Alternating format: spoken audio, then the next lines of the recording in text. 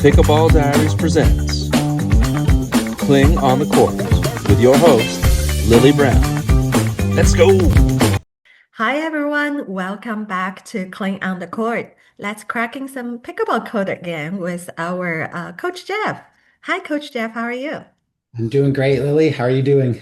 I'm doing amazing, thank you. Yeah, I think we're very excited to talk about today's topic. And last time I mentioned, we talked about why practicing singles is so important and helpful for our doubles game. And today, let's go to more interesting or in-depth content of how do we play singles? How do we train for like effective playing singles? And yeah, before we go into our content today and all the audience there, please follow us, subscribe to us on the YouTube channel and all the podcast platform. Just search for the Pickleball Code or search for Cling and you will find us there. Okay, great. Hi, Jeff. Okay, let's go into our topic today. So, how do we play singles? Yeah. Well, in singles, like the most important thing in singles is sort of the first three or four shots. So the serve and return is arguably more critical in singles than it is in doubles. That's not to say that the serve and return isn't important in doubles. It's really important and probably undervalued in doubles. But in singles, the consequences of not serving well or serving effectively or not returning well or returning effectively are much more noticeable. So, for instance, if your serve is really weak, it allows the returner to impose their game and run you because they have the full court to return to. And as a single player, you only have yourself to cover the full pickleball court. So if your serve is weak, it allows the returner to gain a possible advantage right off the bat and put you on the defense. And then on the flip side of that, when you're the returner, it's the same thing. If your return doesn't challenge the server will have an easier time moving and setting up for their third shot, and it'll allow them to have an easier drive or passing attempt to the open court, and it'll be easier for them to run you. So those first two shots are really critical. So when we talk about basic singles tactics and strategy, there's way more emphasis on the serve and return because the consequences of not serving or returning well are much more noticeable. Yeah. So can you give us some examples like what's the difference between the serves in the singles and then the serve in the doubles? And I think we talked about like the serve in the doubles, you said it's important to go deep. So for the singles, the serves in the singles, is it power more important or the depth or the placement or where should we aim our serve towards? Yeah, that's a great question. And so in doubles, it's not to say that precision, like aiming your serve from left to right, either to an opening or to the weaker stroke of the doubles returner. It's not to say it's not important, but probably what's most important in doubles is having a deep serve, so that you make it harder for the returner to move forward to the non-volley zone or to make it hard for them to return effectively. Because in doubles, if you can keep them off the non-volley zone or drive your third shot as they're still running to the non-volley zone, that's probably more important. Whereas in singles, depth is absolutely critical, and it is very important, but precision is probably just as important. So precision meaning, in singles, because you have the whole court to hit to, serving wide, for instance. So if you can serve wide to your opponent in singles, that opens up a whole huge space to make your opponent run on the next shot or opens up space to hit a better passing shot on your third shot. So being able to serve with precision where you can move the returner from left to right to create openings for the next shot is really, really important in singles. So it's probably like I would say depth. And again, it depends on who you're playing, but probably depth would be the priority in double serving. If you can serve deep and with precision, that's obviously the best of both worlds. But in singles, if you can serve deep with really good precision where you can stretch the returner, it opens up more space for your third shot drive where you can hopefully pass them or at least stretch them on the next shot. So precision is really important on the serve. Um, you could also say that speed. So if you can serve with precision and speed at the same time, it challenges the ability of the returner to have good timing, and it challenges their ability to control the direction of their return. So if you can serve fast and to a precise location, you can make it really hard for the returner to run you. So that hopefully makes it easier for you to hit a better third shot pass on your next ball. So those are some of the nuances or differences between the singles and doubles serve. Yeah, so you talked about a wide serve. So with wide serve, like uh, if I'm on the right side and serve towards the opponent, often I find if I wide serve to their forehand, it opens up more angles.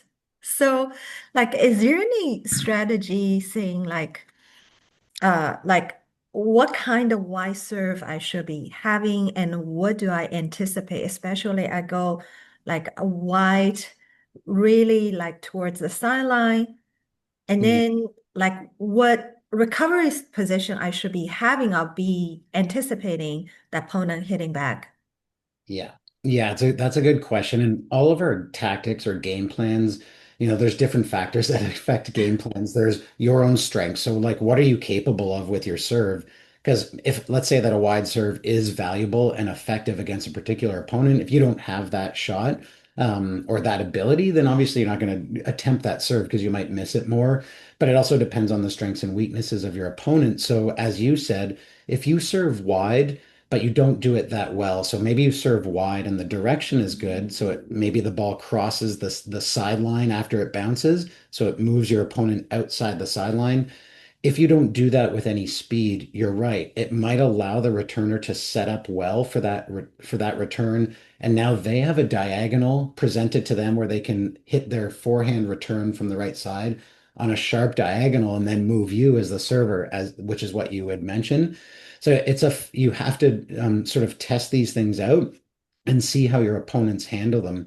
So that's where speed is important. So if you can serve wide, so sort of a ball that gets the opponent's paddle to move outside the sideline, that is generally considered an effective wide serve. If you can get their paddle outside the sideline, that's how you measure that you've moved them out of the court. So if you can do that and do it with speed, it'll probably make it tough for the returner to time the return and send back a really strong diagonal because the faster you serve, the more likely it is that the returner will make a late contact with the ball. And if they make a late contact, it's really hard for them to send a cross-court diagonal because a cross-court diagonal return Yes. requires an impact point that's far in front of the body. So if you can serve wide, move them past the sideline or towards the sideline and do it with speed, chances are you'll probably get a return that doesn't make you run as much. And that will make it easier for you to set up as the server to hit a really effective third shot. However, if you don't have a fast serve or you come up against a returner who has a great forehand return, then you're going to have to change your tactic and maybe you start serving to the weakness, which might be their backhand or maybe they're strong on both sides. So you just put an emphasis on serving really deep and fast just to keep them back. Or maybe you actually jam them with a fast serve at their body where they have a little bit of challenge deciding what stroke to play, or maybe they don't move their body out of the way really well. So so myself, I do play, I haven't played a lot lately, but I used to play quite a bit of singles. And usually it's best to start with a game plan that utilizes your strengths and are pretty effective against the majority of players. And you implement that game plan and tactic. So in this case, we're talking about a wide serve. You implement it and try it. And if it works, great, you keep using it. If your opponent catches on and they start grooving because you're giving them the same look all the time, well, then of course you can change up your serve and maybe serve up the tee instead of serving out wide. Or, maybe they prove to you that their forehand is really strong or they have a great diagonal that can run you, then of course you change your tactic. But I would suggest for all players, start with a plan in mind. And because just having a plan allows you to focus, right? So a lot of players, one of their challenges is concentration. and like making sure that they're dialed in during a match. But by having a plan, even if it turns out not to be the right plan, at least it'll allow you to execute your shots. And then if your opponent starts passing the test and, rising to the challenge and it turns out your game plan isn't effective, well, then you just change game plans. Yeah, you're very right. Like actually recently I've been rode into a singles tournament, which I didn't anticipate at all. So Yeah. I remember when I have first game, I was rushing there and I have no plan at all. And I'm kind of just like hitting. So I lost my first game. And then I said, okay, like I need to focus. I just need to remember one thing. So I come up with one game plan. And then throughout all the games, I'm just executing that game plan. I find it's really helped me to focus. Actually, Yeah. my game plan was so simple at that time, just like, doesn't matter where I am. I just keep attacking my opponent's backhand. Yeah. So it's simple, but I find it calms the nerve. So in the end, Mhm. well, the overall tournament, but I find, yeah, as you said, just stick with one game plan, like especially when you're nervous, when you're anxious, and just have one focus point. And that's it. Just easier to ease into. You just nailed it. So even though we're talking more about tactics here for singles, like one of our last episodes, we talked about how to improve performance, like the psychological skills needed to perform at your best. And one of those things that we did talk about and it relates to this is just having a plan. So one of the challenges a lot of players have in singles or doubles is decision making, right? Like in singles, now you have a lot more space to hit to, which is a great thing, right? But in doubles, sometimes the obvious space to hit to is more obvious because one player's up, the other player's back. So often you'll hit to the player who's back because they can hurt you less because they're farther away from you. In singles, you've got potentially more choices of what shot to hit. And the more choice you have, the harder it is to make decisions. So having a game plan limits or eliminates or minimizes the number of decisions you might have to make. So for instance, you're saying, okay, I just decided that this player's backhand appears to be weaker. So I'm just going to hit everything to their backhand, with the exception of when the court is really wide open. Okay, maybe I'll then hit it to their forehand if that space is wide open. But by having a clear plan, you sort of remove a little bit of the decision-making aspect, which then makes it easier to execute your shots and stay focused, right? And you mentioned nerves. Well, when you have a plan, your mind is now directed to that plan. And if your mind is directed to something that sort of keeps you present, it doesn't allow these external thoughts that usually cause nervousness. It doesn't allow those thoughts to enter your mind. So having a plan does a lot of things. It minimizes decision making, so it improves execution, generally speaking. And then it also makes it easier to concentrate in a general sense, because it's something for your brain to focus on other than these external things that are out of your control. So, anyways, that's yeah, it's super critical to have a plan. And then, like, when you have a game plan, then the question is, okay, am I executing my game plan? Okay, so when you start in singles, it's like start with your plan. And if your opponent seems to be sort of like rising to the challenge and maybe has the upper hand, you have to ask yourself, is my game plan effective? So am I executing my game plan effectively? Meaning I'm hitting these shots that I'm intending to hit. Am I hitting them with enough quality that it's really putting some challenge on the opponent? Yeah. And if the answer is no, well, then you try to improve your effectiveness because maybe it's the right game plan, but you're just not executing with enough quality on your shots. So you have to find a way to try to execute with better quality. But then you have to ask yourself the question, okay, I think I'm hitting my shots for this game plan. I'm hitting them with good consistency and they're effective, but this opponent it's not phasing them. They're sort of still gaining the upper hand on me. Then you have to change game plans, right? So you always have to find the answer to that question. Okay, you have a game plan. Are you implementing it effectively? No. Okay, do something to improve the effectiveness if possible. Or it's like, no, I'm hitting great shots. Like the shots I intend to hit are pressuring the opponent, but they're just not working. the opponent is not struggling that much with these shots, okay, you might need to change game plans in that case. Yeah, talking about the importance of game plan. And I find it's especially effective to play against lefties. So because all the shots is coming back like backwards. Mhm. And like I find like just it's different from you play with righties. A lot of shot you just come up naturally because you've been hitting so many. But with lefties, if you're not have a simple like more simplified game plan, it just and then you shock yourself, oh, that's not the ball I anticipated. And so as like just a reference, actually, it was a doubles game. I just want to talk about how important the game plan is. Mhm. Recently, I played a double games, and the two opponents, they were two lefties. And they just like, oh gosh, it just adding more complications on the play because all the angles are opposite. Mhm. So, and I said to my partner, I said, okay, why don't we just target at one lefty's backhand because also they're not stacking. So it just like we've been tracking, okay, where should we target at? Where should we target at? And but when points runs fast, it's slow ourselves down. So I talked to my partner, I said, why don't we just target at one specific lefty's backhand?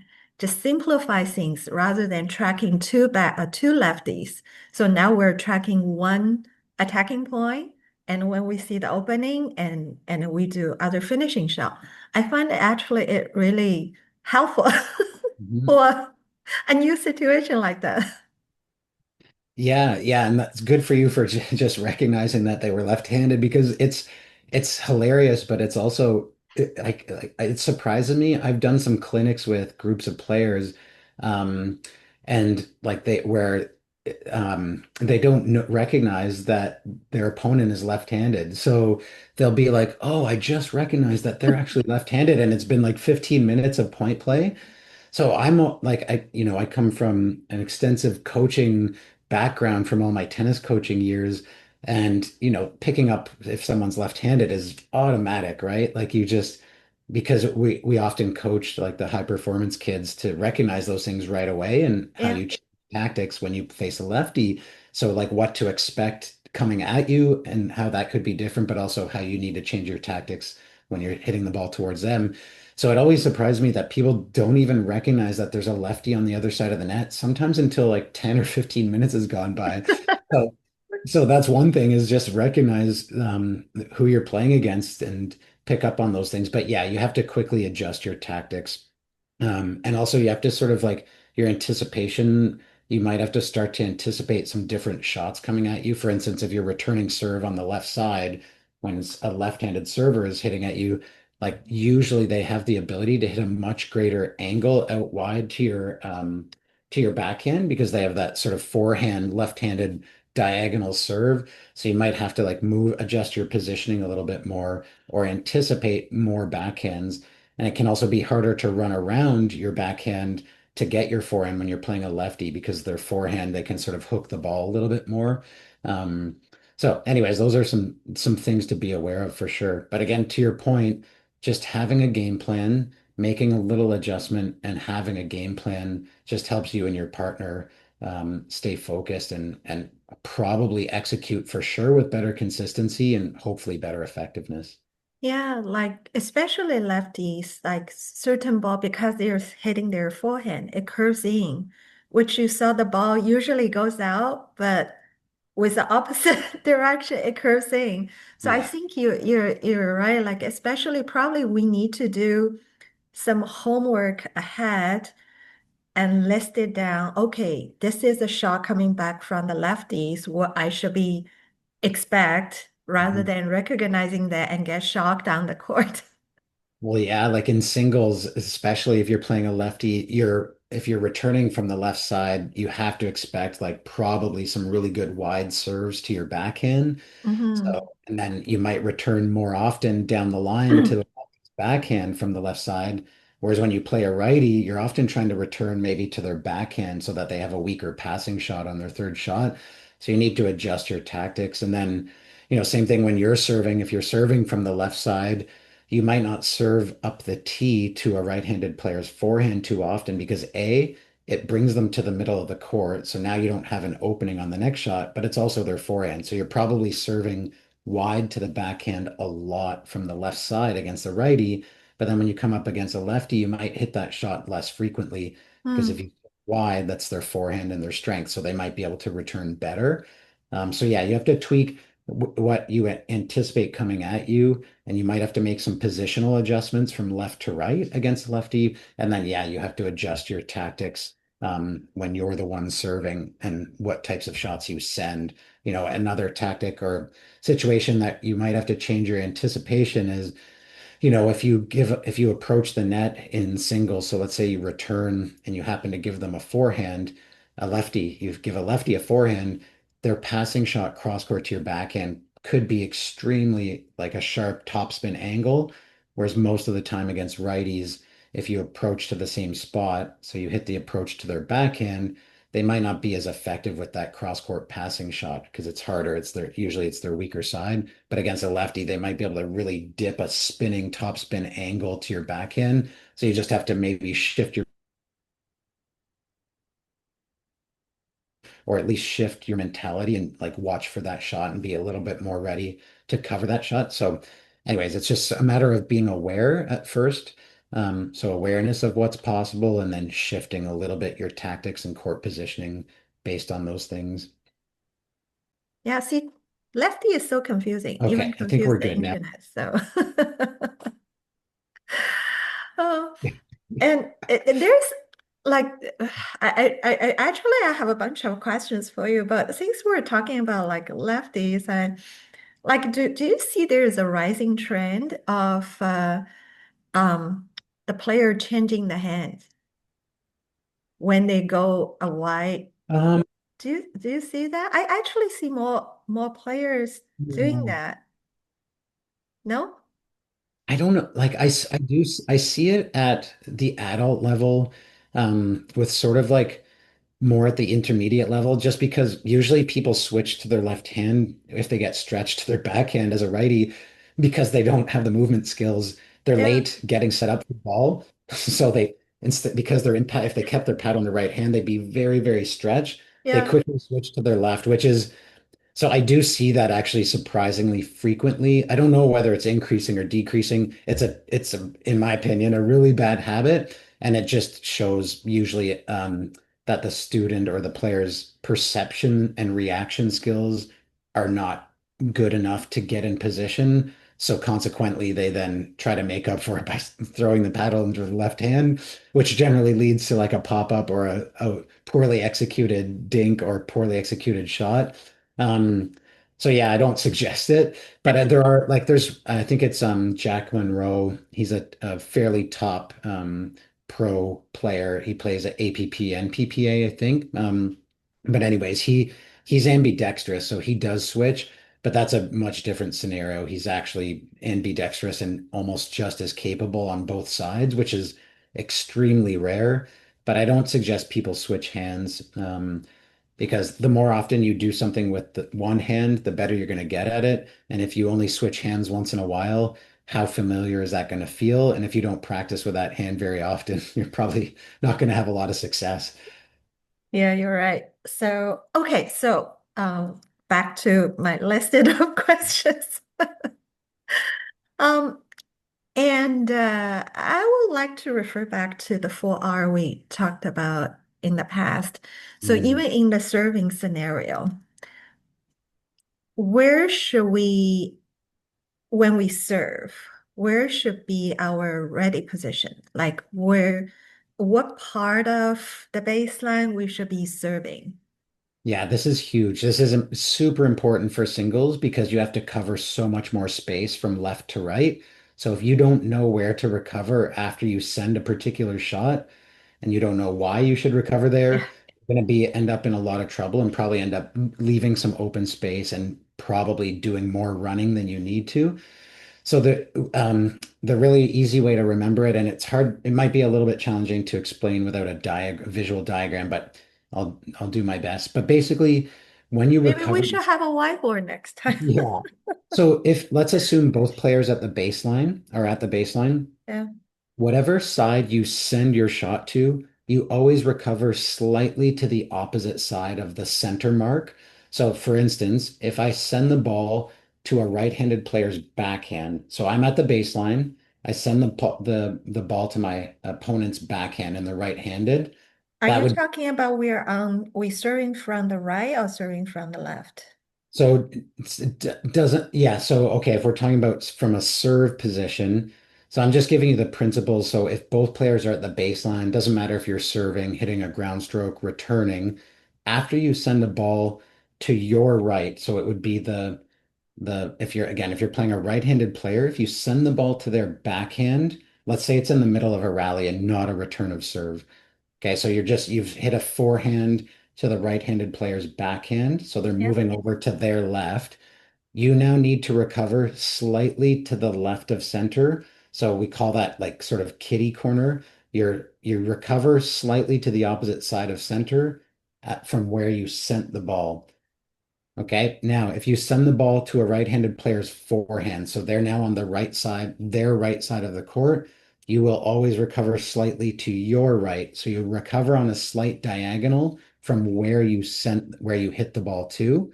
Hmm. And the reason you do that is it's called bisecting the angles. So the potential shots that your opponents can send back at you. Again, we're talking about when you're at the baseline, both players at the baseline. That needs to be clear because this changes if one player's at the net. But if both players are at the baseline, if your opponent hits from, say, the right hand side, like their right, so it's their forehand side, if they send the ball down the line, so they hit a down the line drive, Hmm. that ball moves straight and they cannot move you beyond the sideline when they hit a straight down the line because it's a straight line. Yeah. If they then choose the opposite shot, which would be a cross-court diagonal, they can actually send a ball that moves you beyond the sideline, right? Because it's Yeah. a diagonal, so the ball can actually pass through the sideline and move you greater than the sideline. You're right. So the middle of those two potential shots is slightly to the right of center for you. So your recovery position, you recover slightly to your right of center so that you can now be in the middle of a down the line, which would be on your left side. So it'd be your backhand. Or you can cover the strong diagonal, which goes to your forehand by recovering slightly to the right when your opponent has a forehand. You now are bisecting those potential angles. So that's just another way of saying you're putting yourself in the middle of those potential angles. And when your opponent, a right-handed player, hits a forehand down the line, there isn't an angle. It's a straight line. So they can't push you beyond the sideline on your backhand. They can only push you beyond the sideline if they hit a cross court to your forehand. So now you recover slightly to the right and you're in the middle of those potential shots. Hmm. Now, if you send the ball to your opponent's backhand, so they're at the baseline, you're at the baseline. You've sent the ball to their backhand. Now, if they go down the line with their backhand, it's a straight line to your forehand, or they could potentially hit a diagonal cross court to your backhand, which could, in theory, move you beyond the sideline. So, if you want to bisect those angles or put yourself in the middle of those two potential angles, you recover slightly to your left, slightly to the left of center, and now you're in the middle of the two potential angles that they can hit. So when you're both back, so we just call that a both back scenario. Both players are at the baseline or at the back. That's your recovery position. That actually reverses when you get to the net. When one person is back and one person's at the net, because now when you get to the net, the potential angle. So if you go to let's say you're the player approaching the net. You hit a forehand as a right-handed player. You hit a forehand down the line to the right-handed player's backhand. Now they can drive the ball down the line, try to pass you on your forehand, or they can try and pass you on your backhand. But when you're at the net, the potential angle that they can hit, you can cut off that angle a little bit easier because as the ball travels by you on your backhand, it's a lot closer compared to if you were at the baseline.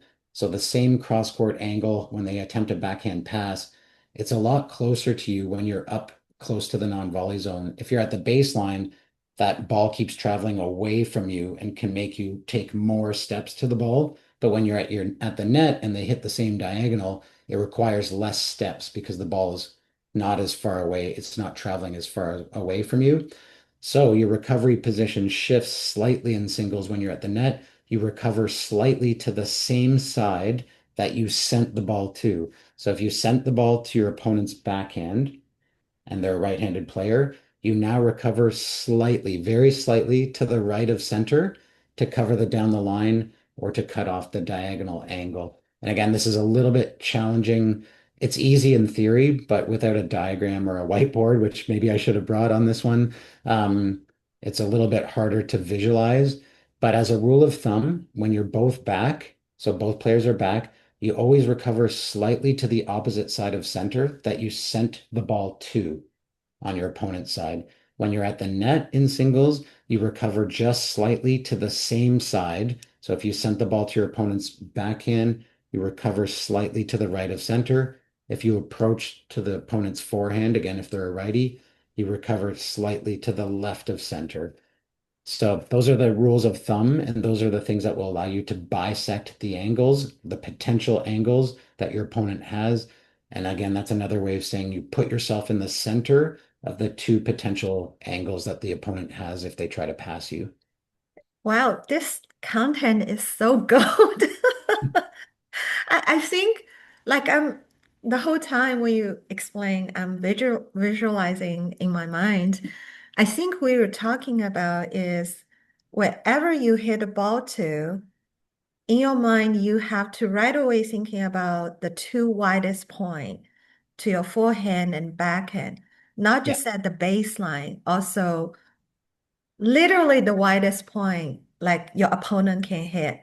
Yeah. And you position yourself almost kind of like middle-ish Yes. to be able to cover the two widest point.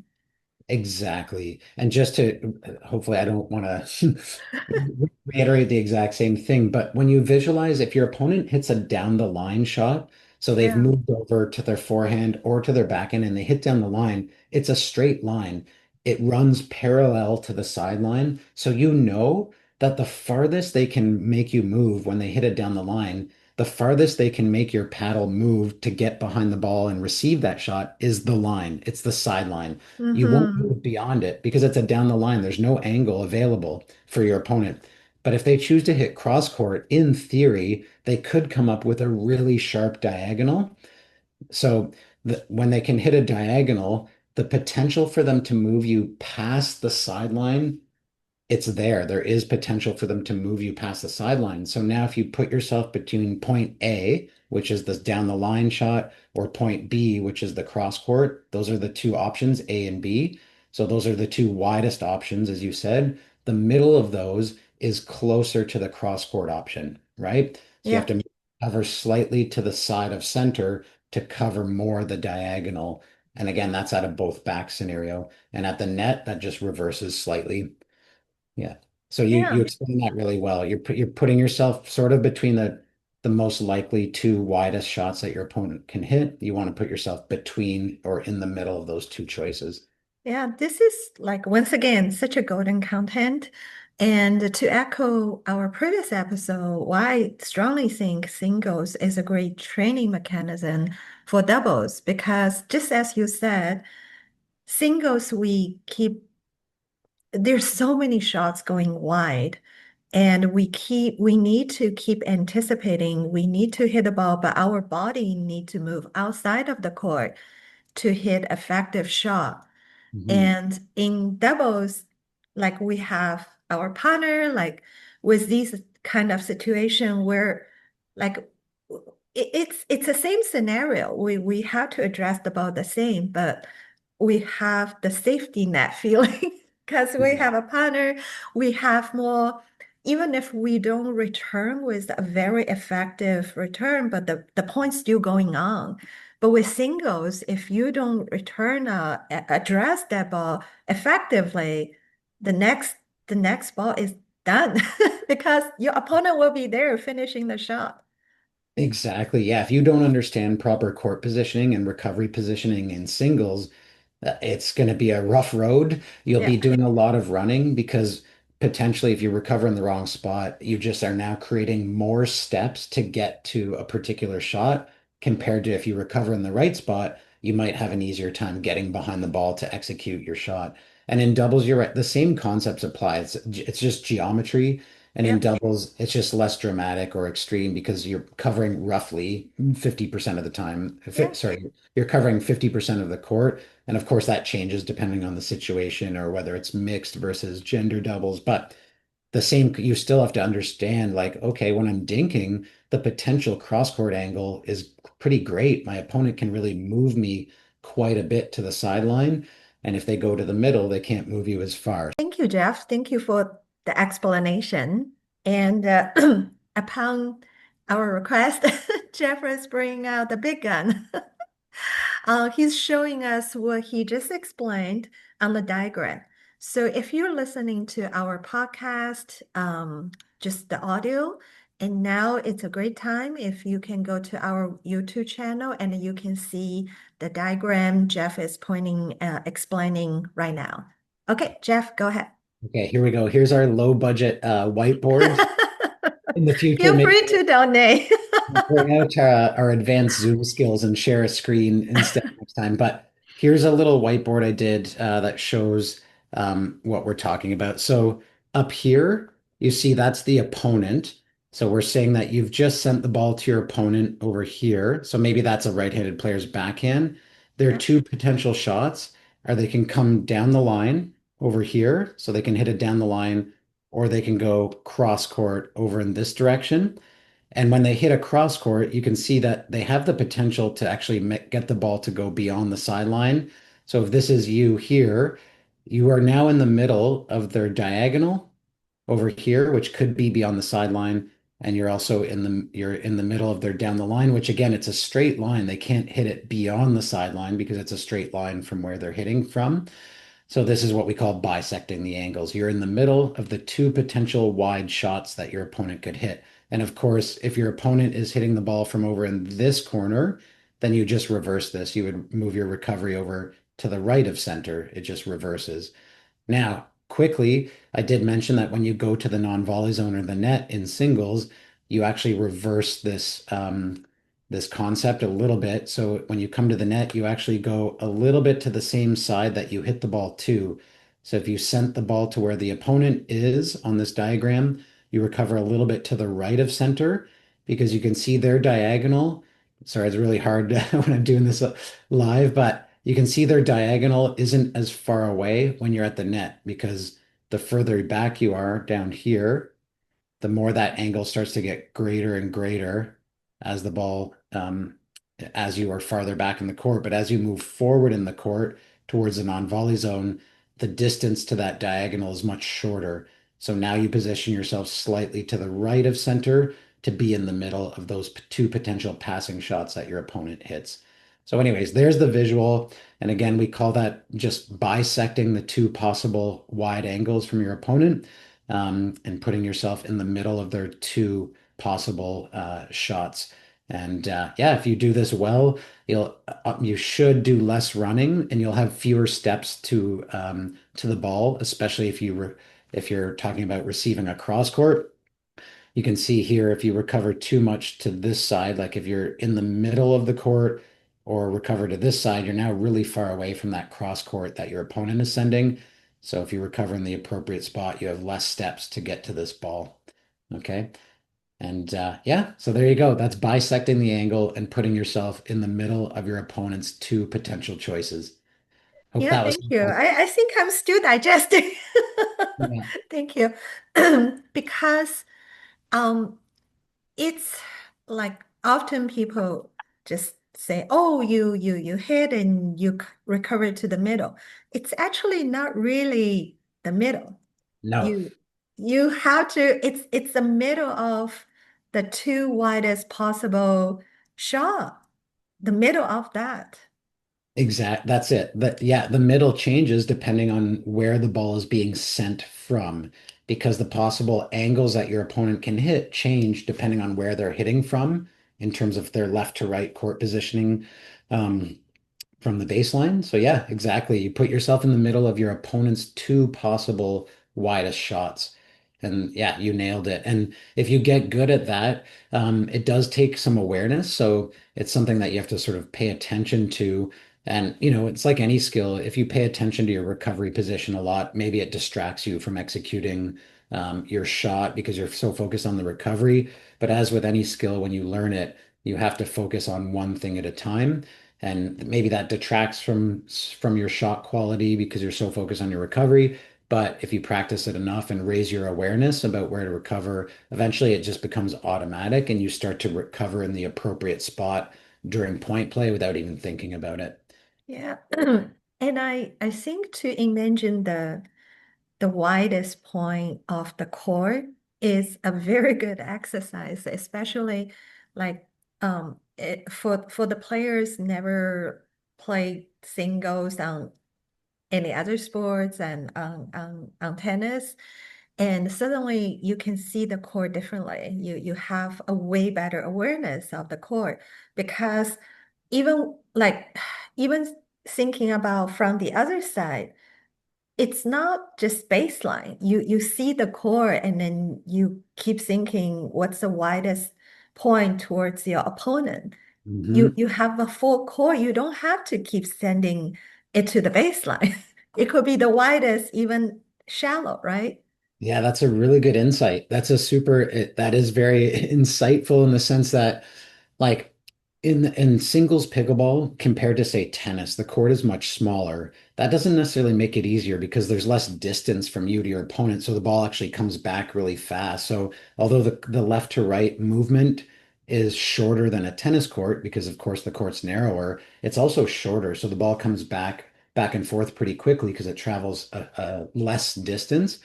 But what you just saw in that diagram, if you're the person hitting, say, a passing shot, or you have the game plan of wanting to run your opponent, you now see that cross-court shots give you the potential to move your opponent much more than a down the line. A down the line has a maximum distance that you can move the opponent, and that maximum distance is the sideline of the court. You can't move the person with a down the line beyond the sideline. It's impossible.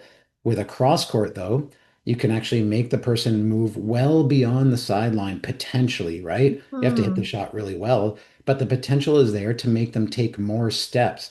So if you know that, if you understand court positioning, if you understand recovery, this might also help you as the person sending shots recognize that cross courts can potentially be a more effective shot to create openings because you can move your opponent and stretch them more. And the same goes with a passing shot. Like if you're the opponent and you see your opponent coming to the net up at the non-volley zone, again, your down the line shot is a straight line. It does not travel away from the opponent at the net.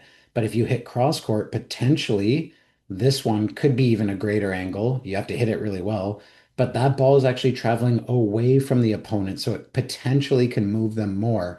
So we generally say that the best option when you're passing, if you're receiving a strong approach, is to try to go cross court first. There's some other reasons why that's a good shot, but just in the pure sense of the potential angle you can hit with a cross court, it's lower risk, first of all, but you also have greater potential to move the opponent. Now, here's another thing. So, if you understand good court positioning in singles, sorry, I'm having trouble controlling my No. whiteboard here. If you get moved wide, so let's say your opponent moves you over here, okay, where my Yeah. green marker is. If you're wide outside of the court, you now know that if you hit a down the line shot to where you see the word opponent written on my whiteboard, you know you have to recover all the way to this side of center, right? Mm. So if you get stretched, what do you think is the most appropriate defensive shot that will allow you to have a shorter recovery? A cross court. So if you hit cross court over here, your recovery only has to be here. So you have a shorter distance for your recovery after you hit a cross court shot. When you Mm. send the ball down the line, so this green marker, if that's me and I hit the shot down the line, down here, my recovery has to go all the way to the left of center. So I have a longer recovery, which makes it harder for me, right? So after you hit a cross court, you have a shorter recovery distance. And again, we're talking about when both players are at the baseline. So when you understand that cross courts are safer because if you hit the ball late, it'll still go on the court, but you have more potential to move your opponent with a cross court. You also have a shorter recovery distance after you hit a cross court. So those are two beneficial reasons why cross courts are a useful shot, to stretch your opponent, but also help you do less running. So yeah, anyways, but you have to understand those concepts and understand good court positioning and recovery positioning, to help that play into your advantage. Yes, thank you. I will strongly recommend our audience just listen and watch this video again because it is so much to digest, and we need to really absorb that, like to kind of embed it in our game plan, so we don't need to think about these things on the court. So yeah, so Jeff, since you have the whiteboard, can you show us what will be the ideal the serving position? Like, can you explain to us like when we serve from the right and then when we serve on the left, where should we be standing? Yeah. Where should we target our serve? Okay. So I'll just use this same diagram here. Yeah. So let's say I'm the server, this green dot here, my opponent's up here. Okay. Hmm. So I'm already positioned. Let's say I'm serving from the left, and let's say I hit a wide serve to my opponent's backhand. So I'm making them hit a backhand from over here. I have a very short recovery position because that's pretty much where I should be recovered, right? We just Hmm. discussed that. So I'm already in the right recovery position. If I was to serve up the tee to my opponent's forehand here, I have to shift my recovery position more to the middle, okay, because they're now hitting the ball from the middle, so they can hit equal angles, in both directions. So I recover in the middle. But where you serve, it depends. Like if you want to create a better diagonal angle with your out wide serve, you want to get the opponent out here, then you need to move your positioning over here when you start serving so that you Hmm. have a greater angle possible. And then if you have a better forehand than backhand, you may also want to position yourself here so that when the opponent returns, you're more likely to have a forehand on your right side. Because if the farther you are to your left over here, the more chance you have to use your forehand on the next ball to control the point, which is a common singles tactic, is serve to the weakness, utilize your strength. And then if you utilize your strength, maybe you can make your opponent run more or hit a stronger shot. So generally, if you have a big forehand or a strong forehand, you might want to serve more from the like further left when you're serving from the left, so that when the return comes back, you have a greater chance of using your strength. And then the reverse is true if you serve from the right. If you're really thinking about using your strength, you might position yourself here. If you want to create a really good diagonal angle from the right, you have to move more here to get a better potential angle this way. Yeah. But So I find for me, like it's more challenging to serve from the right because I need to think more. The reason is if I target at the opponent's backhand, like if I'm all serving from the tee, the middle, serve to my opponent's backhand, it's actually very short distance. yeah, Like especially if I do a fast serve, like I really need to be ready, especially the serve is fast, the return can be fast, and then it's the shortest distance. I need to really be ready for my yeah. the third shot. So, and then like if I go wide to the opponent's forehand, like you said, it opens up all the angles. That's right. Yeah. So you have to make a decision like serving wide from the right side could be a really good tactic because it opens up a huge amount of space for your next shot to make your opponent run to their backhand side. Mm-hmm. Serving wide from the right side in singles is an amazing strategy unless your opponent has a great forehand return and they hit these blasting, deep, fast returns with their forehand. Well, now you're not even going to be able to set up well to receive that shot. and it may make it difficult to hit your next shot to the open space on their backhand. So you have to adjust. But when I play singles, I often start the match serving wide to move the opponent to their forehand. Yes, I know it's their strength, but as long as I serve well, it will hopefully limit their ability to impose their shot on me. But now I have a huge amount of space to hit my next shot to their backhand, which is their weaker side. So we call that opening the weakness. So we serve to the strength to open up the weakness. If I serve to their backhand because it's weaker, yes, it's their weaker shot, but now they're already in the middle of the court when they make their backhand return from the right hand side. They're already positioned in the middle of the court, so I can't make them run or take as many steps on the next shot that I hit to their backhand because they're already in the middle. So if I serve wide to their forehand, they're outside the court. My next shot goes to their backhand. They may have to take double the amount of steps to run to their backhand to execute the shot. So anyways, all that to say is like your game plan and tactics, what serves you choose to hit, you have to know why you're doing it and you have to be ready to adapt. So you might serve wide just to move the opponent, open their weakness. Okay. But if they have a really good forehand return that stops you from doing that, you might want to abandon that plan and start serving to their backhand. So maybe you'll get weaker returns and then you can keep them running on the next shot. It's just that you'll be able to run them less because they're already recovered in the center of the court. So they have less distance to run to the next ball. So but you have to have a plan and have a good reason for doing what you're doing. And you mentioned, I think we're going to talk about this in the next episode, patterns, like singles patterns. So that's a common pattern is wide serve, second ball. So wide serve to the forehand on the right side, next ball to the backhand, make them run on the next shot. You could have serve to the weakness. So from the right side, I'm going to serve to the backhand up the tee. And then I'm going to try to take away time on the next ball by using my forehand and playing the ball early to pressure my opponent. So, like taking the ball in the rise or taking it at the peak of the bounce. From the left side, you may say, I'm going to serve up the tee to their forehand, and then that'll bring them to the middle of the court. And then I'm going to hit my second shot to their backhand. Or I'm going to serve wide to the backhand to open up the court, hopefully get a weak return, and then drive my forehand to the open space or drive my forehand behind them as they're rushing to recover to the middle. I then wrong foot them. It's called wrong footing. You make them recover and then go behind them and keep them off balance. So you have to, like, whenever I start a point in singles and the way that I coach people to play singles is have always a serving plan in mind. So where are you serving or how are you serving and why? So it's like I'm hitting this serve and I'm going to look to do this on the next ball. Now, Mhm. it's not always possible to implement that second shot because it obviously depends on the quality of the return that your opponent hits. But you should have a plan of like this serve and then this shot on the second ball, and you try to make that happen.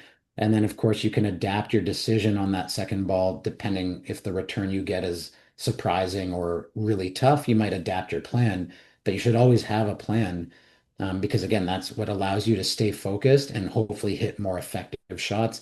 And it eliminates a little bit or it doesn't eliminate, it minimizes potential decision making if you have some common patterns in mind.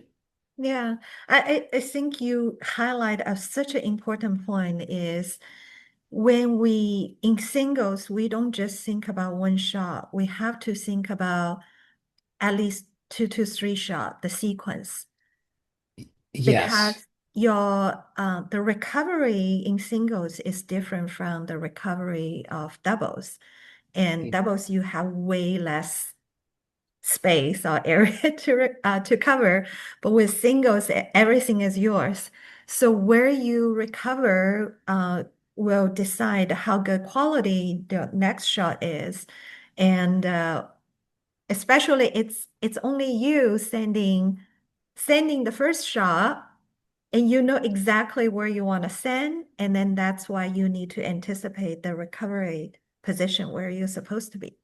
exactly. Court positioning. So when we talk about court positioning, we're mainly talking about where you recover after you send a particular shot.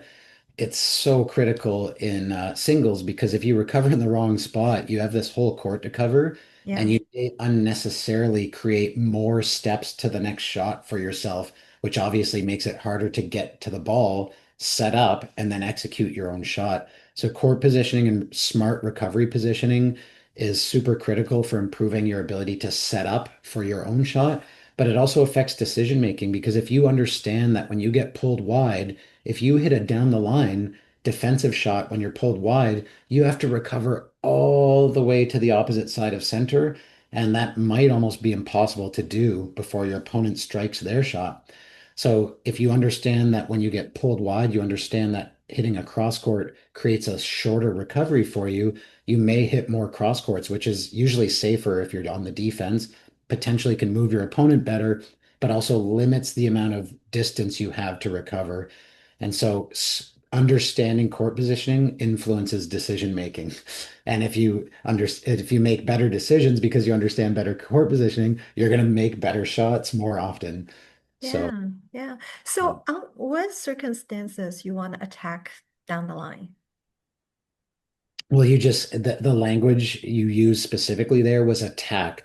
So when we're attacking, it's, where we attack, it depends, but usually if we're attacking, that usually implies we have a weaker ball. And in singles, we're probably going to go to the non-volley zone on a weaker ball.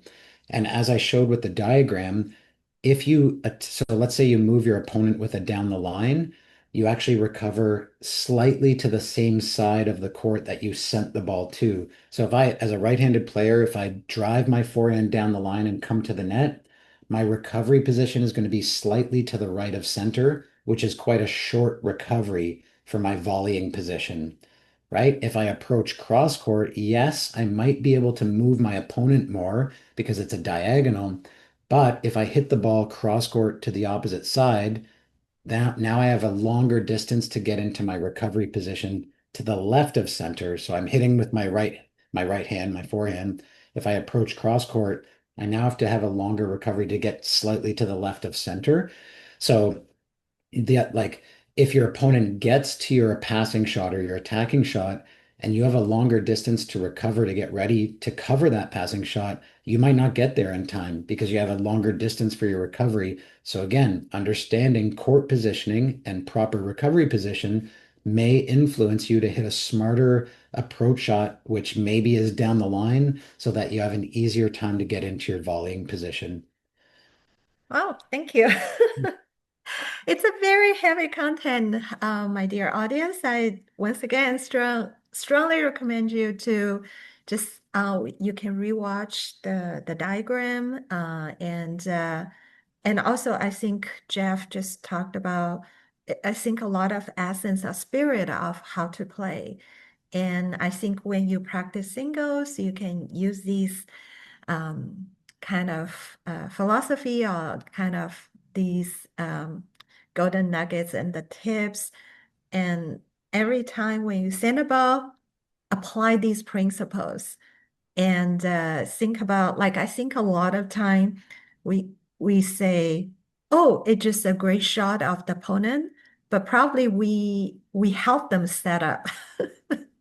Exactly. A lot of And Yeah, right. so I was gonna say like sometimes I jokingly like correct people when they're like, "Oh, great shot." If I'm coaching and they're like, "Oh, great Yeah. shot from the opponent." And it's like, "Well, it was a good shot, but maybe you gave them a really easy ball." So of course Yeah. it was a good shot, but instead of saying great shot, it's like, how could I have done something better to neutralize them and not give them that opportunity to hit a great shot? Or in singles, it's like, "Oh, great shot." It's like, well, you made it look great because you recovered in the wrong position. Yes. But you allowed them to hit a winner because you were recovered too far away from the proper position, so it was easier for them to hit a winner. Whereas if you had better court positioning and recovery position, you would have been able to cover that angle better or something like that. Exactly, Yeah. exactly. Thank you so much. I think like we still have so much that we want to cover, but I know we're running out of time. And thank you so much, Jeff. And for all the listener audience out there, please feel free to follow us on YouTube and to subscribe us on all the podcast platform. And we are going to do more single strategy like scenario analysis in the next episode. Like myself, I'm excited. I cannot wait. Yeah. It's Thank you, good stuff. Jeff. Yeah, thanks, Lily. Take care. I'll see you next time. Definitely see you.